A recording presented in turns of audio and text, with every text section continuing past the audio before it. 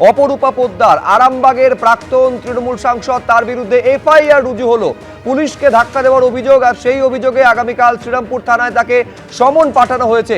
আরেকবার বলবো, অপরূপা পোদ্দার প্রাক্তন তৃণমূল সাংসদ, তার বিরুদ্ধে এফআইআর রুজু হয়েছে। আরামবাগের প্রাক্তন তৃণমূল সাংসদ, তার স্বামীকে আপনারা জানেন যে আজই গ্রেফতার করেছে এনআইএ। পুলিশকে ধাক্কা দেওয়ার অভিযোগে অপরূপা পোদ্দারকে শ্রীরামপুর থানায় আগামীকাল হাজিরার জন্য সমন পাঠানো হয়েছে। আবির দত্ত আমাদের প্রতিনিধি আরো বিস্তারিত এই নিয়ে বলবেন। আবির, কি কারণে এফআইআর?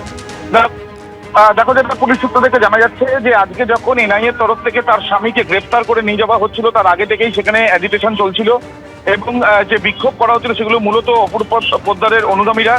যখন গ্রেফতার করে যখন গাড়িতে করে নিয়ে যাওয়া হচ্ছে, সেই সময় অপরূপা পোদ্দার ফের বেরিয়ে আসেন বাড়ি থেকে এবং পুলিশের সঙ্গে বদনুবাদে তিনি জড়িয়ে পড়েন। পুলিশ তাকে গাড়ির কাছাকাছি যেতে বারণ করায় তিনি গাড়ির সামনাসামনি যেতে চাইছিলেন, এমনটাই পুলিশ সূত্রে জানা যাচ্ছে। এবং ঠিক সেই সময় পুলিশের সঙ্গে এক প্রকার পুলিশকে তিনি ধাক্কা দেন, এমনই অভিযোগ।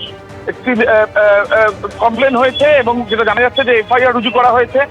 এফআইআর রুজু করার পর তাকে শ্রীরামপুর থানাতে আগামীকাল হাজিরা দেওয়ার নোটিশ দেওয়া হয়েছে, এমনটাই পুলিশ সূত্রে খবর। অর্থাৎ তাকেও সমন পাঠানো হলো এবং তার সাথে সাথে এই ঘটনা কেন, যে লিখিত অভিযোগ হয়েছে, সেই অভিযোগের ভিত্তিতে এফআইআরও শুরু হয়েছে এবং তাকে আগামীকাল হাজির থাকতে বলা হয়েছে, এমনটাই জানা যাচ্ছে পুলিশ সূত্র থেকে।